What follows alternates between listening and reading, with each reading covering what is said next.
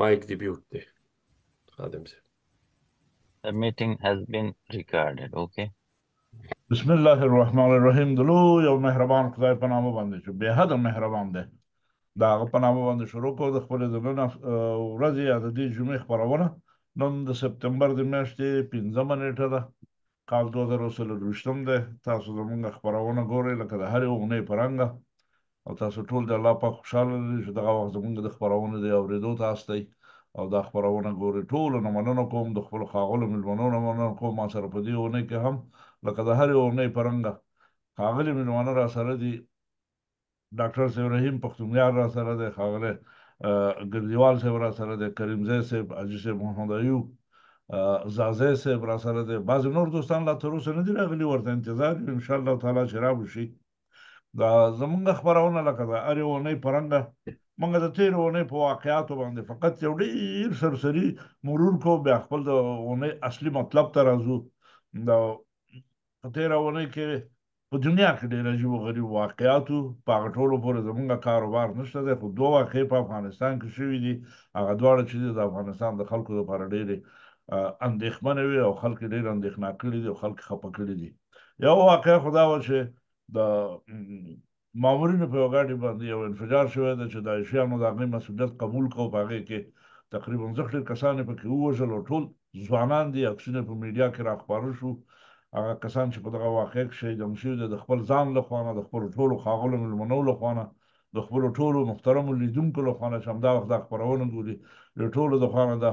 د دې شهیدانو کورنیو ته تسلیت وایم. الله پاک دې غونډو ته صبر او حوصله ورکړي او شهیدان دې خدای پاک د جنت حقدار او واقدار کړي په جنت کې، او جنتونه دې ورته نصیب کاندي. دا دردونکې واقعه وه. خدای حاضر چې ټول افغانان په دغه حالت باندې ډېر خفه شوي دي. تشویش پیدا شوی، خلکو ته اندېښنې پیدا کېږي ورځ په ورځ. هغه اندېښنې د دې جهته دي چې په هغه اولو 2 کلونو کې په کابل کې ډېر ښه امنیت و په افغانستان کې په هره خوا کې، او خلکو داسې فکر کوو چې انشاءالله تعالی چې امنیت څومره قایم شي، څومره ټینګ شي، نو د افغانستان د نورو پروژو دپاره، د افغانستان کې د نورو کارونو دپاره به ډېرې ښې زمینې مساعدې شي. خو دغسې واقعات چې وشي د خلکو په زړونو کې شکوک پیدا شي، شکونه پیدا شي چې دا ولې داسې وشي او څنګه دا به ادامه کوي یا به نه کوي. دا حالت لږ خلکو ته دردونکی دی، ځکه د خلکو هغه امیدونه او ارزوګانې د سوالونو سره مخ کوي. بله واقعه چې وشوه، دا واقعه دا هم زما په نظر باندې ډېره مهمه ده او سیاسي واقعه ده. هغه واقعه دا وه چې په میډیا کې دغه موضوع خپره شوه چې دا د منظور پښتون سره خولۍ په افغانستان کې څوک نشي په سر کولی، دا یې منع کړې ده. دا قابل د تشویش خبره ده. منظور پښتون په دې اوسني عصر کې، په دې زمانه کې د لر او برو پښتنو تقریبا د ټولو منلی مشر دی، او هغه د کومو اهدافو دپاره چې راپورته شوی دی او د هغې اهدافو دپاره کار کوي. اول خو په بره پښتونخوا کې چې وګورې په پښتنو باندې ډېر بد ظلم روان دی، داسې ظلم روان دی چې ولاکه په فلسطینیانو باندې هغسې روان دي. مرګونه په دوی کې دي، قتلونه په دوی کې دي، تښتول په دوی کې دي، حتی په ښځو، په پیغلو، په جنکو، په دو باندې هم د پاکستان د اسټابلیشمنټ د پنجاب پولیس او دوی ورباندې صرفه نه کوي، زندان ته یې اچوي، بندیانه یې. هغه زموږ د افغانو مهاجرینو حالت خو ټولو لیدلی دی چې واړه واړه 1 کلن 1.5 کلن ماشومان د خپلو میندو سره په زندانونو کې پراته وو. دغه حالت په دې ټوله پښتونخوا باندې روان دی. دا قابل د تشویش دی، قابل د درد دی، قابل د تکلیف دی د هر پښتون لپاره د دنیا په هر کونج کې. دا د دې حوصله هم موږ ته پښتنو ته مشکله ده. زموږ ټولو سره خو داسې یو آرزو شخصا زما سره، ما داسې فکر کوم چې د طالبانو د اسلامي امارت د جوړېدو سره سم او د منظور پښتون ډله د دې خوا پښتانه به دوی په اتفاق کې دواړه یو د بل سره په مرسته کې داسې یو حالت رامنځته کړي چې په هغې کې د پښتنو دپاره سهولت پیدا شي، هلته ارامي پیدا شي، دغه مرګونه او تښتونې او وژنې او دا شی نه لرې شي. بدبختانه د حالت په بله خوا روان شو. اوس د اسلامي امارت او د منظور پښتون ترمنځ خبرې ډېرې سمې نه ښکاري، خصوصا چې په امارت کې دا اعلان وشو چې د سره خولۍ څوک نشي په سرولی او خلک ورپسې ګرځي او د دې ممانعت کوي. زه فکر کوم دا د یوې پښتني نړۍ د جوړېدو دپاره، د یو افغاني نړۍ د جوړېدو دپاره دا ډېر ښه عمل نه دی. ډېرې خبرې پرې نه کوو، ښه عمل نه دی او دا به په آینده کې ډېر سوالونه هم خلق کړي او ډېر تشویشونه پیدا کړي او نور به هم تشویشونه پیدا کړي ځکه چې منظور پښتون داسې ځوان دی مګر وړوکی سړی نه دی نن په جهاني سطح باندې پیژندل شوی شخصیت دی چې هغه د عدم تشدد د نهضت مشري کوي او د عدم تشدد په چوکاټ کې د ټولو هغه بشري حقوقو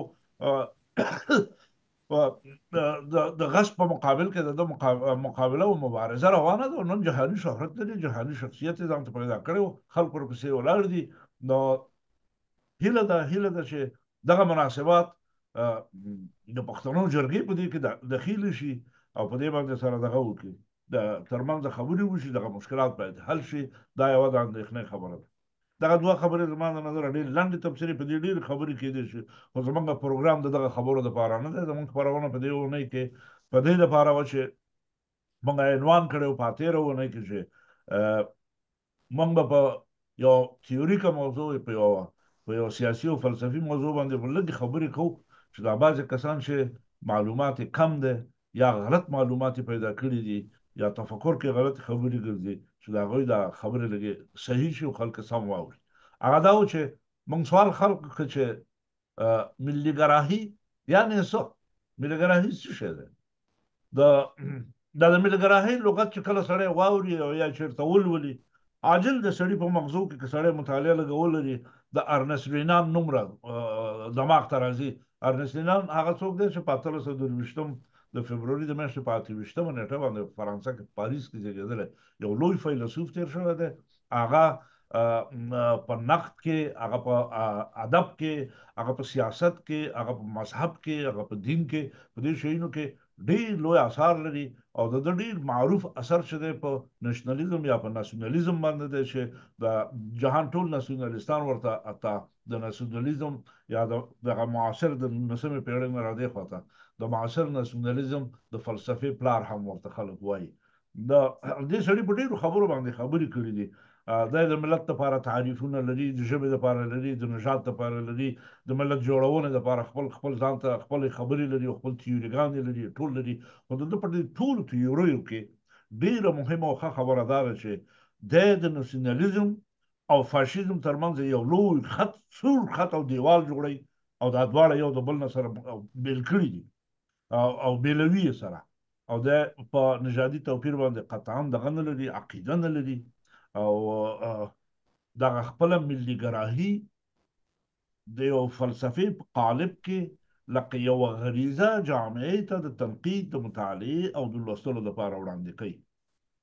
زه داسې فکر کوم چې دنیا ټوله ناسیونالیستي ده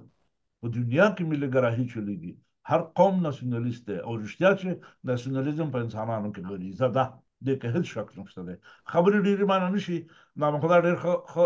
دلته پاخه استادان را سره دي په دغه مسله کې ډېر ښې خبرې به انشاءالله زموږ اورېدونکي واوري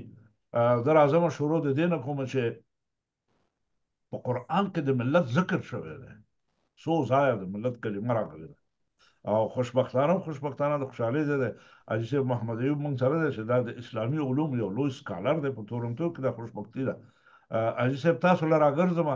او دا پیل تاسو وکړئ زه غواړم چې ستا نه واورم چې په قرآن مجید کې د ملت کلمه چې څو ځایه راغلې ده په دې کې امر څه شی دی د قرآن چې یعنې ملت په څه معنا راغلی په څو ځای کې راغلي دي ملت ابراهیم که په دې باندې ته لږه رڼا واچوې دا دروازه به د خبرو دپاره راخلاصه شي بسم الله الرحمن الرحیم سلامونه نیکې هیل بیا ټولو دوستانو ته او ستاسو د لارې نه اوریدونکو ته خادم صاحب محترم او مېلمنو محترمو زمونږ او ستاسو نه بلکې د ټول عالم دپاره الله پاک قرآن شریف یو لارښود را لېږلی دی او په داسې یو انسان باندې هغه قرآن نازل شوی دی چې هغه د بشریت دپاره رحمت او هغه ته الله پاک چې کله وحی کوي نو بعضې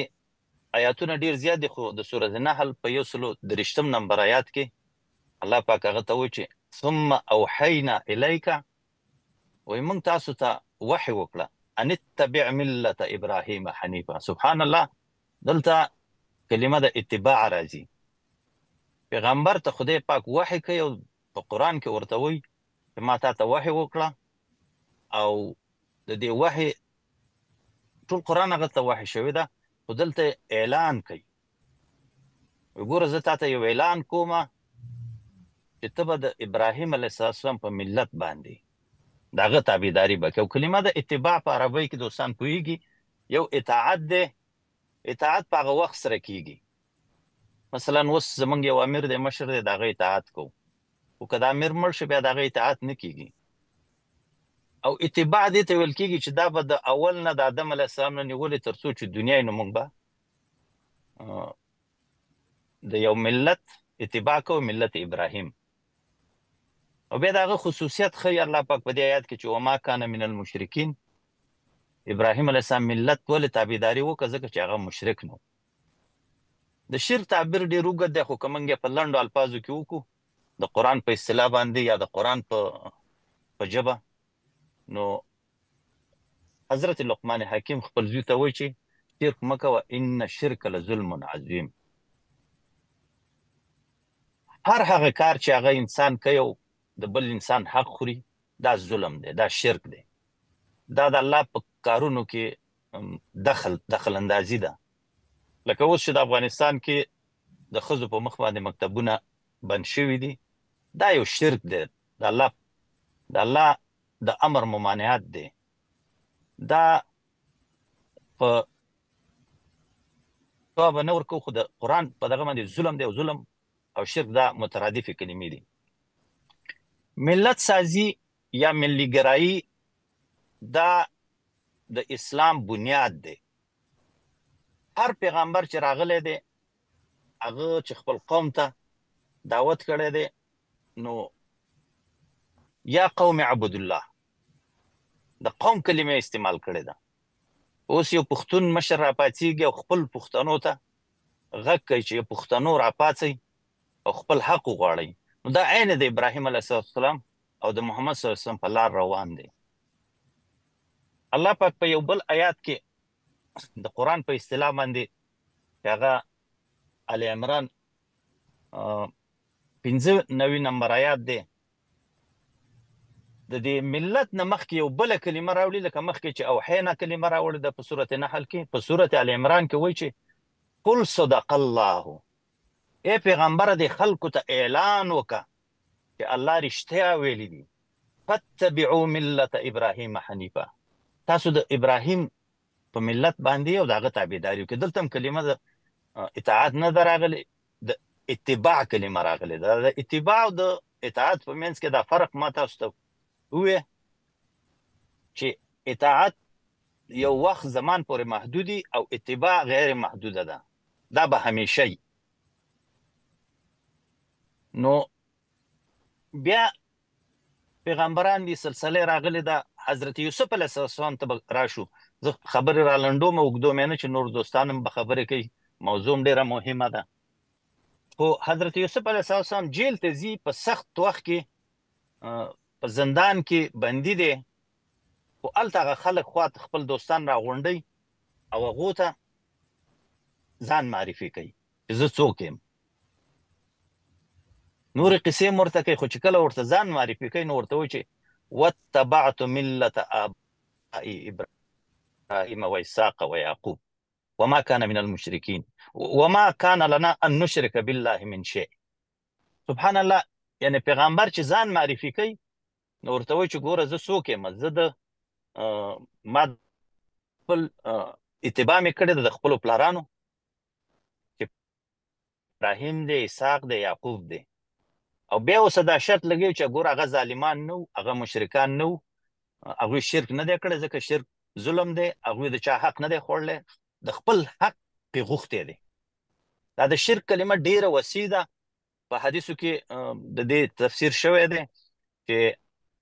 ادناترین ریا ده و غټ شرک هغه دی چې د خدای سره ته د خدای په قانون کې ته بل قانون پلي کې او د خدای د قانون مخالفت وکړي. لکه الله پاک وایي چې تاسو باندې علم فرض دی، تاسو قرآن ووایئ په ښځه او نر باندې، ته د دې معنیت وکړې دا شرک دی. دا اوس زموږ په دې ملک کې یو شرکي قانون په موږ باندې حاکم دی، زموږ په ملت باندې حاکم دی. نو نن ورځ که موږ مسلمانان یو او نور هم څه د وس نه کېږي، نو موږ باید اواز چوت کو، خپل د قرآن او حدیث په رڼا کې، د عصري علومو په رڼا کې باید موږ د دغه شرک چې دا اوس په افغانستان کې روان دی، د ښځو مکتبونه منع شوي دي، ظلمونه دي، د دې نه غټ شرک بل نشته دی. او د ملت سازۍ باندې به علما ډېرې زیاتې خبرې وکړي، خو د قرآن په اصطلاح باندې چې کوم سړی د حق اواز چوتی او د پیغمبرانو په لاره رواني، د آدم علیه السلام نه نیولې تر اخري پیغمبر چې رحمت للعالمین دی، نو دا ټول دا یو ملت دی. او حتی ابراهیم علیه السلام ته په بل آیات کې یوازې ویل شو ان ابراهیم کان امته، دا یو امتو، او څوک چې د دې ابراهیم علیه السلام تابعدار دي نو دا ملي ګرایان دي. په اوسنۍ اصطلاح به ویم د ابراهیم علیه السلام چې هغه یو خپل شخصا هغه ته خدای پاک یو امت ویل دی، د هغه تابعدارانو ته ملي ګرایان ویل شوي دي په عربۍ کې. نو موږ او تاسو که د ملي ګرایي دعوه کوو، که یو پښتون راپاڅېږي او خپل حق غواړي او ظلم نه کوي، د ظلم مخه نیسي، نو دا عین د پیغمبرانو لار ده. او که یو بل ژبې پاڅېږي او هغه د خپل ګوجر راپاڅېږي، مثلا د فارسي ژبې خلک راپاڅېږي، او هغوی خپله یو هغه تبعیض دی، هغه د ملي ګرایي خلاف دی. دلته باید دا فرق وشي چې تبعیض چې ته د خپل یو قوم په نوم باندې د بل قوم حق خوري، نو هغه ظلم دی، هغه هم شرک دی. ولې که ته خپل حق غواړې او بل ته هم د هغه حق ورکې، نو دا عین د ابراهیم علیه السلام الله پاک محمد صلی الله علیه وسلم ته هم دغه وحی کړې ده، او ټولو پیغمبرانو ته ډېر زیات آیاتونه دي. که زه یو ویم نو ډېر وخت به نیسي، وخت به نورو دوستانو ته ورکړو چې په دې باندې خبرې وکړي. هذا اقول واخر دعوانا. حاجي صاحب ډېره مهرباني، ډېره ښه تشریح، ډېره ښکلې خبره. زه ستاسو په خبره باندې ډېر لنډ راځم. ما ته نه داسې برداشت وکړو چې په قرآن مجید کې چې د ملت کلمه راغلې ده، د دې معنی د ملت نه دا ده چې یعنې د وګړو یوه مجموعه، د خلکو یوه مجموعه. عین معنی باندې نن همدلته پرته ده. نو قرآن 1400 کاله زیاتو کم وړاندې نازل شوی د خدای کتاب دی. په هغه وخت کې د ملت کلمه پکې راغلې ده، خو ارنست لینن په 1823 کې دا خبره یادوي. د دې دواړو ترمنځ په سونو کلونو تفاوت او فاصله په دغه منځ کې ده، مګر کلمه د عین معنی او مفهوم دپاره استعمالیږي. ارنست لینن ولې دا کلمه استعمالوي؟ ځکه هغه خپله یو دیني فیلسوف دی، هغه د عیسویت دا ټولې جرړې بنیادي ټوله راویستې. او ارنست لینن د ملت لپاره بیا داسې تعریف لري چې وایي د خلکو هغه مجموعه چې خپل ځان ته جغرافیه ولري، بیرق ولري، ژبه ولري، کلتور ولري، دین ولري، ټول دا او دا دې ته یو ملت ویل کېږي. خو شرط پکې څه شی دی؟ شرط دا ده چې دې خلکو د دې اراده کړې وي چې د یو مجموعي، د یو جامعي په شکل باندې سره متحدن په یو هدف لپاره یا متحدن داسې سره راټول شوي چې دغه ټولو ممیزاتو باندې مشترک ډول باندې ویاړ وکړي. چې دغه مجموعي ته یا دغه ویاړ ته بیا څه شی ویل کېږي؟ د دې ټولو باندې دې ته ملي هویت وایي. یعنې د مخکې چې ما وویل چې ارنست لینن د ملتګراهۍ ټولو دغه ته وړو جزئیاتو د خپل ځان لپاره خپلې تیوريګانې هم لري، خپل تعریفات هم ورته لري. نو حاجي صاحب ډېره ښه تشریح وکړه چې په قرآن کې د ملت کلمه ده، نو ملتګراهي هغه څه دغه نه دی. بله د حاجي صاحب په خبرو کې چې ما لپاره ډېره ښایسته او جالبه وه، هر هغه څوک چې تعبیر لري هغه ملي کېدی نه شي، هغه مليګرا نه دی. دا جالبه خبره، خو دا په قرآن باندې ثابته خبره وه. ډېره تشکر کوم حاجي صاحب، الله دې ژوندی لره. ډاکټر صاحب تاسو له به راشو، پښتونیار صاحب سره مو شي درته وایم په خیر راغلی، ستړی مو شئ. تاسو خو د ملي ګراهۍ د مکتب دا ډېر زلمیتوب نه پیرو واستئ او دا خپل ټول عمر دې په همدې کې تېر کړ او ویښتان دې هم پکې سپین شو سر دې هم سپین شو زمونږ غوندې پکې سپین ږیره زوړ شو دا دی او ستا ټول تعلق د همدغې فلسفې سره راغلی دا اولې ورځې نه ستاسو دا زمونږ خټه چې ده په همدغه شي کې راښکل شوې ده همداسې هغې ده نو ستا نه اورمه چې په ملي ګراهۍ کې هغه د ملي ګراهۍ هغه ډېر عمده او مهم ارزښتونه په ملي ګراهۍ کې چې د یوې ټولنې لپاره لري که په دې باندې لږ بحث وکړئ تاسو بسم الله الرحمن الرحیم زه به د دې د مخه چې په اصل موضوع راشم زه ډېر زیات خوشحاله شوم هر وخت کې وایي تاسې یو نوې ورځ شروع کوئ د نوو مسایلو سره مخامخ کېږئ او هره ورځ یو څه وینئ او زده کوئ زه ډېر خوشحاله یم چې د وطن نه ډېر لرې ولې د وطن په یادونو کې د مسایلو په هکله په خپل بحث او په خپلو مسایلو باندې د هغو شخصیتونو سره کینو چې هغوی په دې درد کې شریک دي او په دې لاره کې سره د شریکو هڅو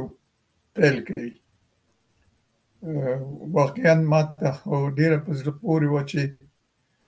ډېر اساسي مسایل د اسلام په رڼا کې او د قرآن او حدیث په رڼا کې موږ د خپل ورور نه واورېدل زه د تکور ودانۍ وایم او هیله کوم چې چپ پاتې نه شي او په اوسنیو شرایطو کې چې زموږ ټولنه د ملي مسایلو د اساسي ستونزو په لار کې د فرهنګي مبارزې د کلتوري مبارزې او د دې د ودې لپاره د اوسنیو حالاتو سره د افغانانو د نظم لپاره ډېر زیات دندې ترسره کولی شي په کومو مسایلو چې د خبرې کوي او سړي ته ډاډ ورکوي چې افغانان په هر ځای کې چې تاسې افغانان وینئ هغوی سره د افغانستان او د افغانانو په مسایلو کې بحث او نظر شته او دا د ملي ګرایي د هغه احساس او شعور نمایندګي کوي چې موږ د شروع نه د خپلې ټولنې په جوړښت کې هغې ته باید متوجه اوسو خادم صاحب ډېر ښه خپل خبرې شروع کړې چې د 19مې پېړۍ نه شعوري او آګاهانه مسایل د ملي ګرایي یا ناسیونالیزم او یا د ملت جوړونې په پروسه کې پیل شو او دا پیل البته زه به داسې ووایم چې خپلې ځانګړتیاوې لري زموږ هېواد یو داسې تاریخ سره سروکار لري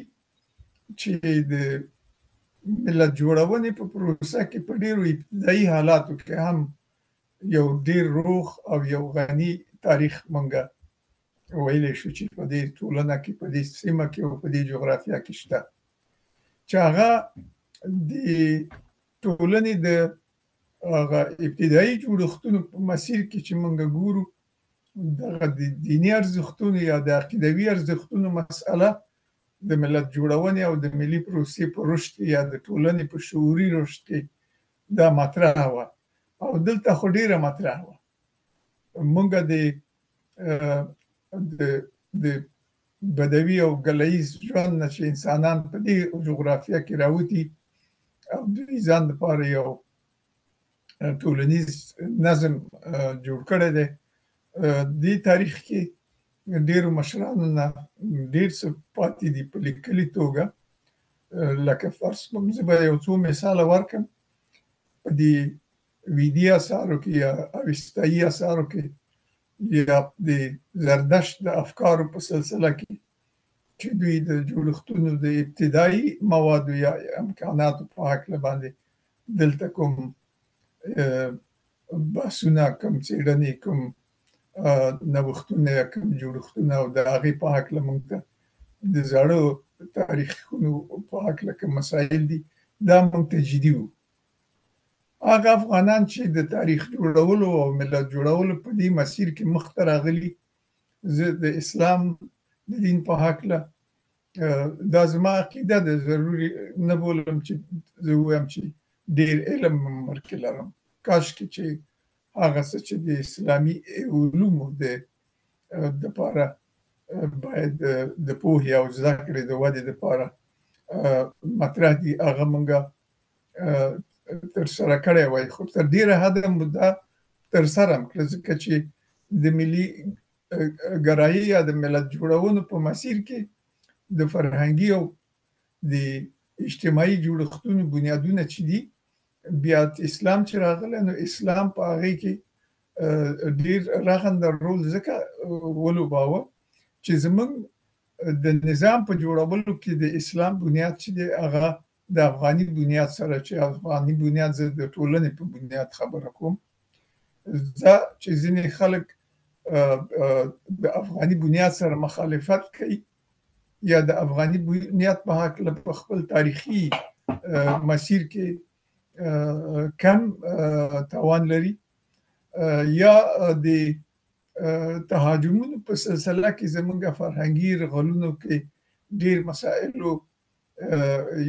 یوې مسلې خپل ځای بلې مسلې تفریح ایښی دی، دې باندې زیات بحث ته شرایط لرو، ولې اوس دې بحث ته ځای نه لرو. خو دا مسله مهمه ده چې انسانان باید وڅېړل شي چې څنګه خپل ډله ییز ژوند چې هغه په ډېرو ابتدایي پروګرامونو کې نغښتی دی، دا په یوه داسې مسیر کې واقع کوي چې هغې کې مسؤلیتونه، هغې کې توانمندۍ، هغې کې فکر او عقل، او په هغې کې توانمندي او فکرونه، دا ټول سره لیدلی شي چې دا څنګه په دې ټولنه کې چې موږ اوس لرو، دې کې څنګه د ابتدا نه یې رشد وکړو. موږ خو ځینو دوستانو ته چې دلته په تاریخي جنګ کې د افغانستان د ملت د یو ځای کولو په سلسله کې ستونزې خلق کوي، یا د پوهه یا ناپوهه شکل باندې دا ټولنه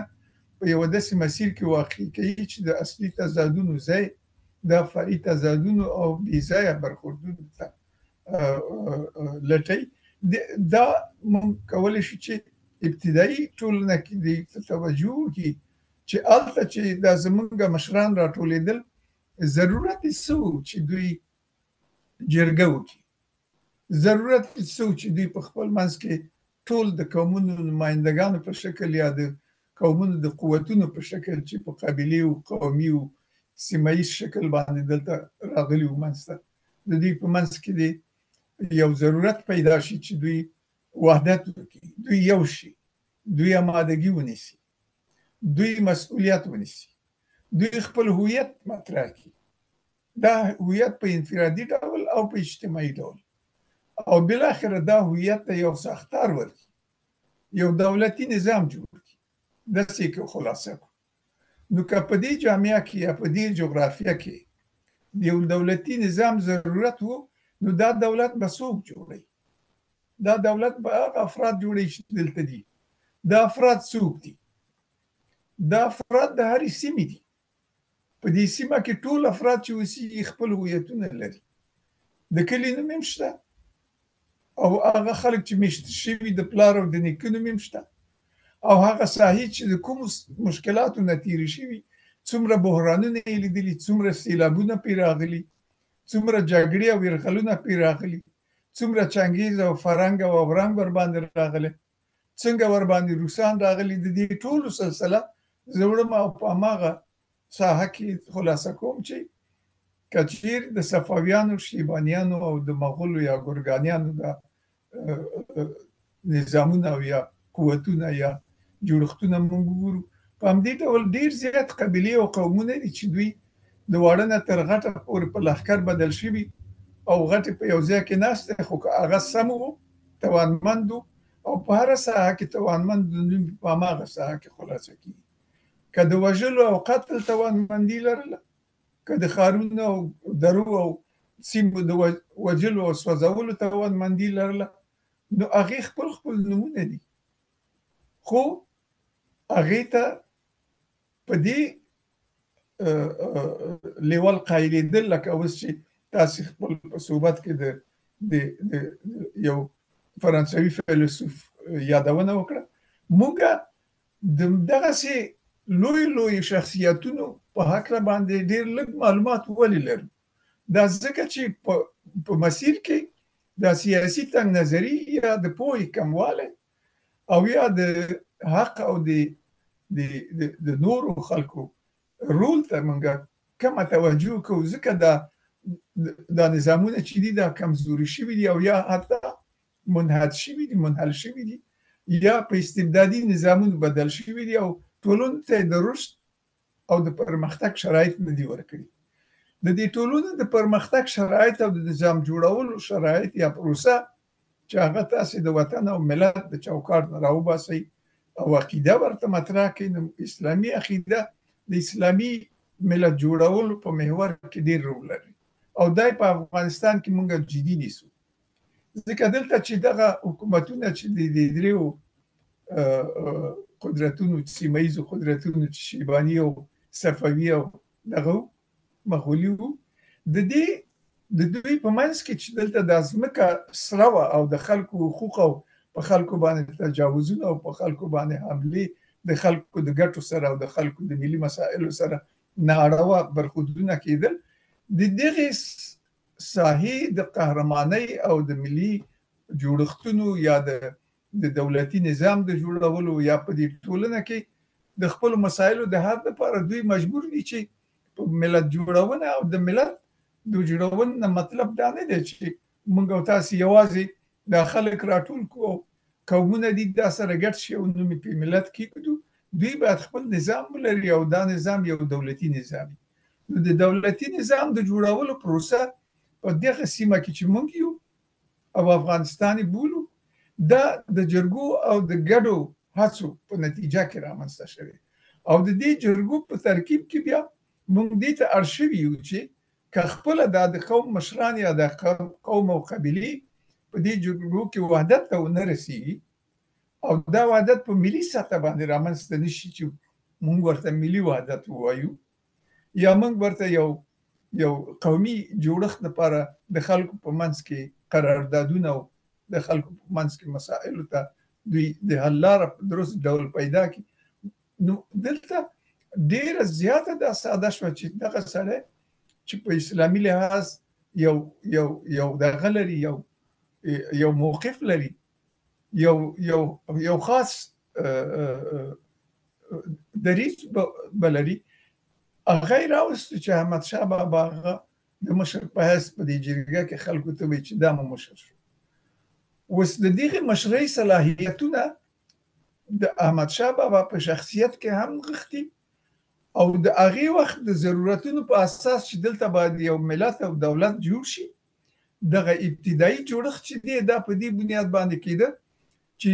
څومره توانمندي په مټو کې د خلکو په منځ کې سره ویشلې ده، څومره دا خلک منظم شوي دي او د نظم د لاندې په خپلو هغه وظایفو کې چې دوی ته ور په غاړه دي دا سرته رسولي. دغه ټولې توانمندۍ د دې ولسونو په منځ کې چې هلته جمع شو جرګه شو، نو د جرګې رول چې دی دا د نظام په جوړولو کې دا د دې ټولنې داخلي امکاناتو، خو په دې جرګه کې د تصمیم په نیولو کې د اسلام رول یا د اسلام په اساساتو باندې ولاړ د یو ملي قدرت د جوړولو پروسه په دې سیمه کې د نوي افغانستان د جوړښت هغه تهدابي پروسه ده. په افغانستان کې د دولت جوړولو او ملت جوړولو یا قدرت جوړولو پروسه په دغه ډول باندې منځته راغله چې که دا موږ څېړو خو ډېر وخت نیسي، خو که په ساده ډول زه تاسو سره خلاصه کړم نو دلته که د بلوچانو نمایندګان راغلي، که د سنیانو او شیعهګانو نمایندګان راغلي چې په هغې وخت کې دا عقیدې وي او که د سیمو نمایندګان راغلي، دا نمایندګانو هلته بحث هم درلودو نظر هم درلوده. اوس په دې نمایندګانو کې هم ډېرو هم لږ وو، مثلا ډېر پاسونو راغلي، ډېر شاید په خپو راغلي خو په دغه جرګو کې یا په دغه مرکو کې یا په دغه انتظامونو کې که د دې نه مخکې مثلا مونږ د عباسیان د جوړښت په وخت کې مونږ د اسلام د نظام د جوړښت په هکله د دې سیمې د خلکو رول ولرو، نو دغه سړی چې د قهرمان په شکل باندې متبارز شو، که چیرې هغې وخت کې د دې جغرافیه نوم خراسان نه وی، نو دې سړي ته به خراساني نه ویلې. که چیرې زمونږ د اسلامي تمدن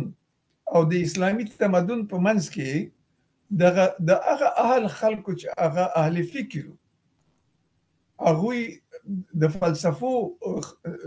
توانمند شخصیتونو، هغوی د صوفیانو د ګروپ په سرلښکرانو بدلیدل، دوی هم ځان دپاره د دې سیمې نوم د ځان سره انتقالوه. زه ډېر ښکاره او ساده مثالونه چې زموږ نن نسل هغه پیژني، هغه مولانا بلخي موږ ګورو. مولانا بلخي ولې ځان ته بلخي وایي؟ چې خلکو ته ووایي چې زه د دغه ځای او ولې د بلخ نوم ورته مهم و؟ ځکه چې بلخ یو ابتدایي ساحه وه چې انسانانو دې بلخ کې دیوالونه او کلاګانې جوړ کړي. دوی اصلا نظام هلته جوړ کړی او د دې نظام د جوړولو پروسه په دغه محیط کې د زردشتیانو په واسطه هم شوې وه. زردشت هم په دې ساحو کې دا کار کړی. اوس که مونږ د زردشتیانو په هکله خبرې کوو یا د بودیزم په هکله چې دلته غټ بوتان هم زمونږ د سیمه کې خلکو جوړ کړي، دا خپل د وخت هغه مسائل دي چې مونږ یې ګورو چې دا ولې جوړ شوي او د دې نه چې مونږ کوم نتایج غواړو واخلو هغه دا دي چې دا د خلکو په ګټه جوړ شوي که دا خلکو دوی متضرر کړي. نو زمونږ د جرګو سیستم چې دی دا د انسانانو د متضرر کولو پروسه نه وه او دلته د اسلام او عقیدې رول چې دی دا عربیت نه و، دا اسلامیت و. ځکه چې په ناسیونالیستي چوکاټ کې د عقیدې او د باورونو مسئله چې کومه ده دا خپل ځای لري. په دې باندې موږ نشو کولی چې موږ خلصلا کړو چې دا هندوان دي، دوی باید ولې ځان دپاره د هندویزم په چوکاټ کې نظام جوړ کړي، دا سکان دي ولې دوی ځان ته وایي چې موږ خالصتان جوړوو. دا به ټول خلک جوړوي. خو په دغه ملي پروسه کې چې زه غواړم یو څه لږ بحث هم که ورباندې وکړم، که دې کې انسانانو د انساني همغه معیارونو او د انساني شعور او د انساني عقل په رڼا کې خپل قوتونه یو ځای کړي دي او دا د انساني ټولنې د رشد په نفع استعمال کړي، نو دا ټولنه د یوې تاریخي مرحلې نه بلې تاریخي مرحلې ته تللي. دا د بدویت نه مثلا راغلی د یو دهقاني مرحلې ته، دا د دهقاني مرحلې نه راغلی د یو سرمایه‌داري مرحلې ته یا د فابریکې مرحلې ته یا د ماشین مرحلې ته. دا ټول کفري مسائل نه دي چې موږ ماشین نه جوړو ځکه چې دا د کفارو په واسطه دی. او په دې پروسه کې د سید جمال الدین افغان یادونه زه بیا غواړم چې لازمي وبولم. هغوی د سید جمال الدین افغان په نوم باندې تر اروپا پورې ورسېدل. په اروپا کې هم هغه وتوانېدي چې خپل موقف په علمي ډول باندې او خپل نوزل فرهنګي ډول باندې د هغه نشراتو پروسه چې د دوی هلته شروع کړي. دوی د دې نشراتو نه په استفاده هم د اسلام او هم د انسانانو د ملي ازادۍ د رشد لپاره چې ناسیونالیزم بنیادونه دي دوی څومره کار کړی دی. دوی دا پیغام هم هندوانو ته رسولی، هم عربانو ته رسولی، هم مصر ته رسولی، هم فرانسې ته رسولی او هم ایران ته رسولی. نو اوس که موږ دا نه منو چې سید جمال الدین افغان دومره توانمند علمي سکالر و، اسلامي سکالر و او د ازادۍ د روحیې د پورته کولو دپاره یا په روشن فکرانه ډول د مشروطیت نظام د ابتدایي هغه توانمندیو په تقویه کې دی یو کار وکړ او دا کار د دې سبب شو چې په افغانستان کې هم د نهضت په ډول باندې مشروطیت مطرح شي، د نهضت په ډول ویښ زلمیان مطرح شي او د نهضت په ډول ناسیونالیستي نهضت مطرح شي. خو بالاخره دغه نهضتونه چې دي د دې نهضتونو په ځانګړتیا خبرې نه کوو. په ملي سطح دلته نور نهضتونه وو او دا نهضتونه مثلا د طبقاتي مبارزې په رابطه باندې یا فلسفه باندې چې جوړ شوي دي. دا نوزتونه چې دي دا د ناسیونالیزم مخالفت کې هغه وخت واقع کیږي چې د ملي ګټو جنگ هغه نظام یا هغه جوړښت یا هغه ټولنه دي ته وسه چې د نور ګټو په ضد باندې دوی تجاوز وکړي او دوی چې کله په متجاوز قوتونو بدلیږي هغه ته بیا هټلري فاشیزم وي هغه بیا ناسیونالیزم نه دی اوس هغه څوک چې د هټلري فاشیزم د تورو تیارو هغه جال چې کوم دی هغه داسې مطرح کوي چې اصلا که اوس هم خلک د ملي ازادۍ په مبارزه کې مخې ته ځي خو که دا اسلامي ټولنه باید اسلام د دوی په مبارزه کې د دوی لارښود دی او باید هم وي لکه څنګه چې زموږ په ټولنه کې اسلام زموږ د ټولنیز جوړښت لارښود هم شو او په غزاګانو کې زموږ مشرانو د اسلام نه د خپل قوت په هغه توان کې چې هغه په د خلکو په روحیه د خلکو په افکارو د خلکو په نظم کې رول درلوده هغه رول دوی ادا کړ خو دا خو انګریزان او د انګریزانو هغه نفوذ وو چې په ملتونو کې د ملتونو ضد روابط او فکرونه او قوتونه دا زیږي لکه څوک به زموږ مشکلام ته د جهاد او د مبارزې او د استقلال طلبۍ او د دې هغه قیامونو په منځ کې مشکلام ته قهرمان وي خو څوک چې بیا د انګریزانو په جال کې زمونږ د ټولنې په بنیادونو یا په عالمانو یا زمونږ په مشرانو یا زمونږ په قوتونو ضربه ده کوي هغې ته بیا موږ شي علم وي اوس دا زمونږ دنده ده چې موږ خپل نسل ته دا وروزي چې وروره د خپل وخت ملا مشکل علم څه کړي دي او د دې علم څه شو یا د پیروخان ته موږ پیروخان ځکه وایو چې دې روحاني تحریک د مغولو په ضد د دې خلکو په منځ کې دومره تنظیم کړي چې دای په ملي فکر باندې بدل کړ د ملي نظم او د ملت د جوړولو په مسیر بدل کړ او قرباني ورکړ او د همدې فکر ریښې چې وي د خوشحال خان او دریا خان په سیمه کې وزېږول خو د دوی توان هم دومره چې په دې سیمه کې خوشحال خان او دریا خان مطرح دي خو میرویس خان چې هغه بیا په لویه ساحه کې مطرح او احمد شاه چې هغه وتوانېد چې دا ټول تاریخي میراثونه چې دي دا باید په یو داسې نظام کې راټول کړي چې هغې ته افغانان د خپل دولتي نظام هغه اساسات او هسته چې د هلته وي نو اوس که موږ احمد شاه ته د همغه وخت د شرایطو په اساس قایل یو او موږ خپل د ملت د دولت د پروسې په جوړښت کې چې موږ په یو نظام کې راغلي یو نو موږ دې نظام کې کولی شو چې هغه تسلسل ته موږ متوجه شو په تسلسل کې ټولې کمزورۍ او ټولې قهرمانۍ موږ د خاندانونو ته ورکړي دا زموږ د تاریخ هغه لیکنه ده چې هغې وخت کې د خپلو تاریخ پوهانو په واسطه باندې دا شوي خو که کله خلک راغلي چې اجتماعي عدالت باندې لیکنې وکړي د اجتماعي عدالت د پروسې دپاره په ملي کچه چې هغه په اسلام او ملي یووالي باندې ولاړ یو پروګرامي د یو وطن دپاره وي چې هغه ته افغانستان وایي د یو تاریخ دپاره وي چې هغه د دغې میشتو انسانانو او د انساني کتلو پورې تعلق ولري د یو فرهنګي غنا دپاره وي دغه ټولې مجموعې په اوسني زمانه کې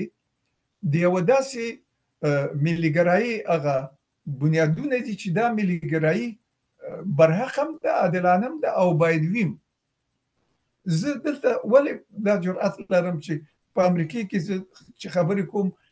زه وایم چې هغه معیارات زما په خبرو کې تاسو سره شریکوم کوم چې ماته د میراثونو په شکل پاتې دي او زه در دې سره د پورې په خپل ذهن او شعور کې هغې سره زه آګاهانه اړیکې لرم اوس که زما دا آګاهانه اړیکې د یو لړ مسایلو په هکله په دې شکل باندې تربیه شوي یا په دې شکل باندې دوی مخې ته تلي چې موږ خپل هغه په اصطلاح کوچني جوړښتونه د غټو جوړښتونو په مقابل کې یا په اوسنیو شرایطو کې دغه دیموکراتیکه مبارزه کې موږ وایو چې دا زما حق دی او دا زما بشري حق دی کچیر انسانان دې ته متوجي شي چې دوی په خپل ملي چوکاټ کې دوی په خپل ملي جوړښتونو کې د خپلو حقونو د خپلو مشروع حقونو د خپل انساني وقار او عظمت د خپل ناموس او عزت چې زموږ په ټولنه کې دا مسایل ارزښتونه دي ډېرې ټولنې د ناموس یو ډول تشریح کوي خو موږ په دې ډول تشریح کوو چې کوم ناموس دلته مطرح شوی دی موږ که د ناموس د حفاظت په هکله یو لړ قوانین لرو یا زمونږ په ټولنو کې په درو کې او په ولایاتو کې یا په سیمو کې په مختلفو لیولو باندې د انسانانو ژوند ته اصلا کار کیږي مختلف آب و هوا سره مخامخ کیږي مختلف بحرانونو سره مختلف جنجالونو او ستونزو سره مخ کیږي دوی د حل لارې باید په هماغه معیارونو باندې جوړې کړي چې هغه د هغې ساحې یا د دوی د ساحې غوښتنې دي زما د دې نه مدعا دا ده چې زما هغه ورور چې موږ په دې نوزاد کې باید ځان لږ مطالعه کړو زموږ هغه ورور چې د روشنایي د تحریک په نامه باندې ویل چې د برق پایې دې په بامیانو کې جوړې شي زما اعتراض دا چې دا پایې چې تاسو په بامیانو کې جوړوئ په دې بحث وکړي چې د بامیانو په کور کې دا برق استفاده کیږي که نه کیږي که یوازې د پایو باندې تاسو خوشحالیږئ نو که تاسو یو چراغ دلته غواړئ چې روښانه کړئ نو د چراغ لاندې تیاره چې دا باید تاسو د منځه ویسئ خو زما بحث داسې باید تلقي شوی وي چې زه ګویا پښتون یم او هغه څوک چې د روشنایي تحریک په ضد باندې په افغانستان کې په حکومت کې ناست دی دا هم پښتون دی بناً زه د روشنایي تحریک د هغو انسانانو مخالف یم چې هغه د بامیانو دي خو داسې خو نه ده زه خو د بامیانو په منځ کې داسې پاتې کېدلی شم لکه ننګرهار کې چې پاتې کېدلی شم ما سره خو د بامیانو په نوزاد کې شاملو خلکو یو ځای لوی شوي وو ما ترې زده کړي دي ما ور زده کړي دي مونږ چې په مهاجرت کې راغلو نو مهاجرت کې خو مونږ ډېر شیان زده کړل مونږ دا هم زده کړل چې مونږ غلط کارونه هم کړي او مونږ دا هم زده کړل چې دا د انساني ژوند یوه نوې پروسه ده چې په مونږ تحمیل شوې ده زه دا مثال ورکوم د یو عربي شیخ چې د سعودي د سرې میاشتې دوا یې تقسیموله ما وغوښتل چې دې نه زه دوا واخلم ځکه نه یوازې د یو ډاکټر په حیث ځکه د ډاکټر په حیث ما خپل مسلکي توانمندي لرله او سهم یې لرله د یو مسؤل په حیث د روغتیایي یو شخص په حیث چې روغتیایي پوهه لرم زما وجدان ما ته د اجازه نه راکوله چې زه د دې پروګرام کې برخه ونه لرم او افغانستان ته د روغتیایي پروګرام کې زه عمل ونه کړم نو زه مثال تاسو ته وایم نو د دې سره ما خبرې کولې چې زموږ خلک دا ضرورت لري او موږ دا ضرورت لرو زموږ دلته موږ خلک ټرین کړي دي دا ابتدایي کومکونه وړي مجاهدینو ته او دا د ټول مجاهدینو دي د شیخ ما ته ویلي نوم یې راته یادو پخوا اوس راته نه دی ویلې چې زه خو دا ستا خبرې چې ګورم دا خو د بابر کامل د خبرو غوندې دي نو دی عربي شیخ چې باید د خپله وظیفه د انساني خدمت دپاره اجرا کړی وی دا زما د عقیدې دپاره چې ما د خپل ملت د جوړښت بنیاد باندې او د ضرورت په بنیاد باندې خپل مسلک د خلکو په خدمت کې مطرح کړی وی دی ما ته وایي چې ستا خبرې د بابر کارمل دي یعنې زه هم بابر کارمل یم مونږ په مهاجرت کې د دغسې ستونزو یادونه ځکه کوو چې هغه چا چې مونږ د بابر کامل په صف کې درولو هغې خلکو ځان بس په دوزخ کې ودرو ځکه زمونږ ډېر منورین په دې ووجل شو چې دا منورین دي زمونږ ډېر عالمان په دې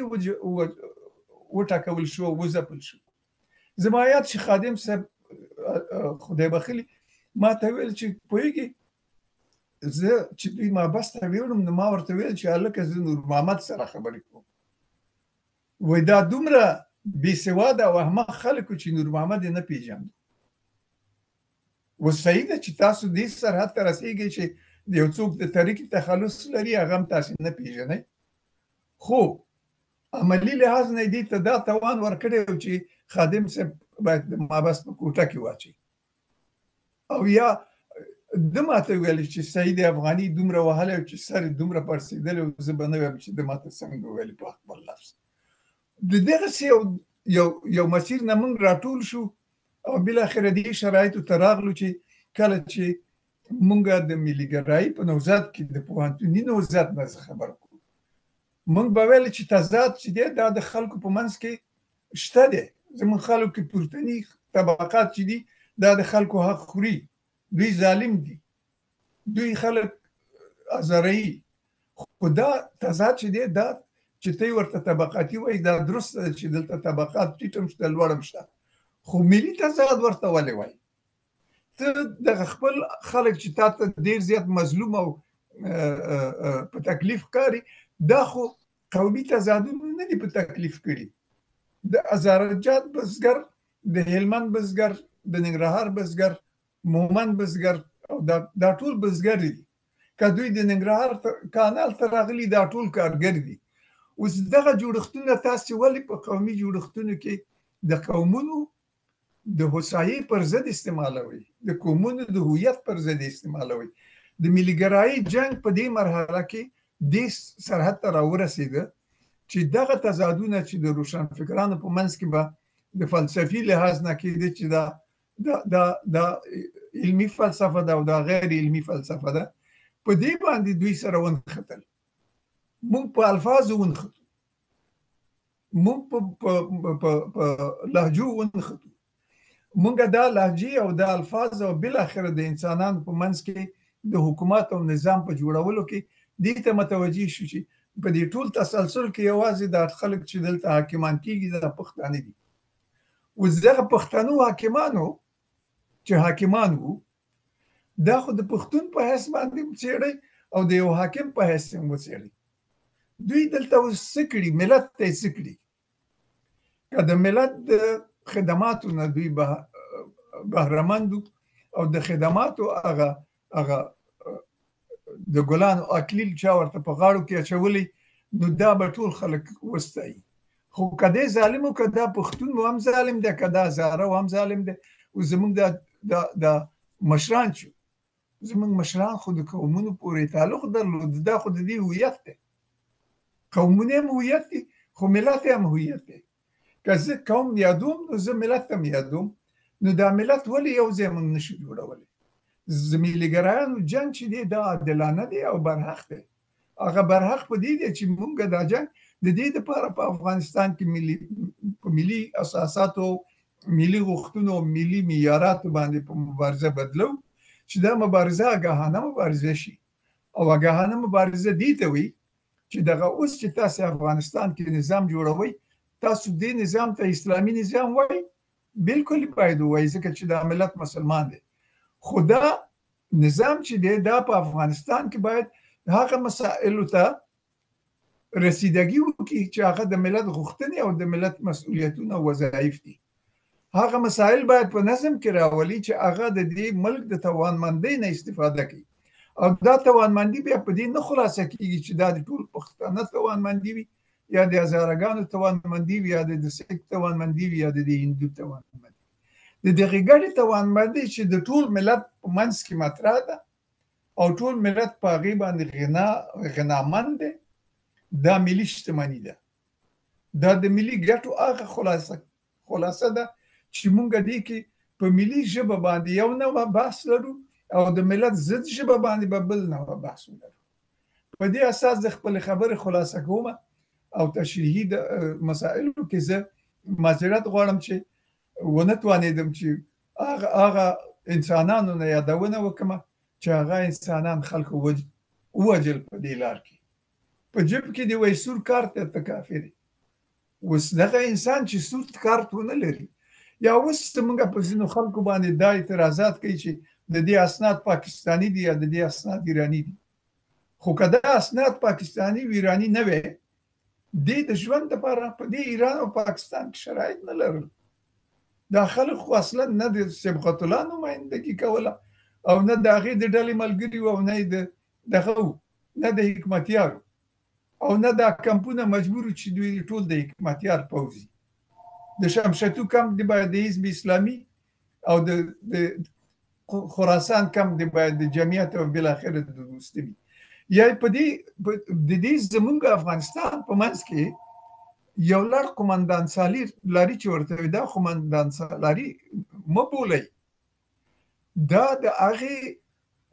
بد فرهنګي مسیر د هغه بد غیر ملي او غیر اسلامي مسیر غیر ناسیونالیستي او غیر افغاني مسیر سلسله کې هغه نفوذي تجاوز دی چې دا ټولنه ورسره مخامخ شوه که دا د ژبې په مسیر کې دی که د فرهنګ په مسیر کې دی که د اقتصاد په مسیر کې دی که د سیاست په مسیر کې زمونږ هغه خلک چې دوی په عمل کې خپل مسؤلیت ته متوجه نه وي او دوی د ګډې رهبرۍ مسؤلیت ته متوجه نه شي نه اسلامي نظام جوړولی شي او نه ملي نظام جوړولی شي په افغانستان کې باید ملي نظام د وطن او ملت د ګټو په خوندیتوب کې داسې یو ساختار او داسې یو بافت باندې معتقد اوسي چې دلته هر څوک چې وي د افغانان دي افغانان باید خپل یو حکومت او نظام ولري د نظام هویت باید افغاني وي د نظام هویت ځکه باید افغاني وي چې موږ وکولی شو چې هم د اسلام نه هم د علم نه هم د سنت نه او هم موږ د امکاناتو نه ګټه واخلو او دا ملک ورباندې وساتو اوس خو دا ملک موږ چې وی ساتو دا به د هغو تجاوزونو نه ساتو چې زمونږ په ملک په اقتصاد کې روان دي په سیاست کې روان دي په ملت جوړونو کې روان دي او دولت جوړونو کې روان دي او د دې چوکاټ هغه خلاصه زه په یوه نقطه کې د ټولو مشرانو سره یو ځای غواړم چې ورباندې باوري اوسم چې دا د ملتګرایي هغه محیط دی هغه توانمندي ده چې د اسلام او ناسیونالیزم یا د اسلام او افغانیت په دې بنیادونو باندې باید موږ ورته متوجه شو خو د دولتي نظام جوړښت باید په دې بنیادونو باندې ولاړ وي او د دې بنیادونو د تحفظ په لار کې خدمت وکړي ډېر تشکر ډېره مننه جناب ډاکټر صاحب ډېرې ښې خبرې دي کله کشکې چې داسې وخت د دې وی ستاسو په خبرو کې ډېر داسې خبرې دي چې هغه ټول تشریح غواړي خلکو ته باید سړی پوه کړي نور خلک 2014 کال نه پوهېږم او که 2014 کال زما په خیال دی چې زما دا تاریخ او نیټې زر هېرېږي موږ په کاناډا کې د یو حزب جوړولو دپاره عاصم صاحب ورته پیل کړي یو حزب هم جوړ کړو د افغانستان د ملي مترقي ګوند په نامه باندې دا خو د دې دپاره خو ډېر کار وشو ګوند فعال شو لیکنې شروع شو د ملي ګراهۍ په تیورۍ باندې بحثونه هم شروع شو دا خبرې هم راغلې هغه وخت کې دغه سوال موږ سره طرحه وو چې په افغانستان کې به هر چا ویلی چې ملي ګرا دی ملي یم او ملي دی او څه خبر حزب وحدت ملي او حزب جمعیت ملي او فلانې ملي او بستانې ملي حتی یو څو نفر غله هم چې ورسره یو بل سره کېناسته یو ځای به شو یو شی به یې جوړ کړو نو هغې باندې به هم د ملي نوم کېښودو د ملي ګرایي ماهیت ورک و بیخي دا ملي ګرایي یعنې څه ده زه خپله پرې نه پوهېدم چې دا اوس څه جوړ شو موږ یو لنډکی تعریف ورته جوړ کړ زه غواړم دغه تعریف ولولم دا بحث ته واچوم دا شی وایي چې افغان ملي ګرایي د اسلام د مقدس دین د ملت د ګټو لومړیتوب د ملي ګټو خوندیتوب د چپ او راست افراط نه منل د ملي یووالي غوښتل په یو واحد ملت عقیده درلودل د ټولو هغه نظریاتو او اعمالو ردول چې د نظام بنیادونه تخریب کړي د دیموکراسۍ په تقویه او رشد عقیده د ملي شعور او ملي هویت را ژوندی کول په خپل تاریخ او مفاخرو فخر کول د افغاني کلچر وسعت او ساتنې دپاره زحمت او کار کول ملت د ټولو قومونو احترام کول د افغانستان د ملي استقلال نه دفاع کول د هر ډول فرهنګي کلتوري او اقتصادي استعمار مخه نیول د سولې او ورورۍ ټینګول د اساسي قانون او نورو نافذه قوانونو احترام کولو څخه عبارت ده دا یو تعریف و چې موږ د افغاني ملي ګراهۍ دپاره په افغانستان کې دا تعریف موږ وړاندې کړی خلکو ته دا په د میډیا کې خپور شو ډېرو خلکو به لوستی وي نو زه نه پوهېږم چې په دغه تعریف کې به موږ ټول شیونه راغونډ کړي دي او که موږ نه پاتې دي، خو موږ کوشش دا کړی دی چې هغه افغاني ملي ګراهي د افغانستان د خلکو د غوښتنو سره مطابق او د افغانستان کې د ملت د جوړونې دغه ټولو ممیزاتو په داخله په چوکاټ کې د هغوی سره مطابق او برابر داسې یو تعریف ګڼلی دی.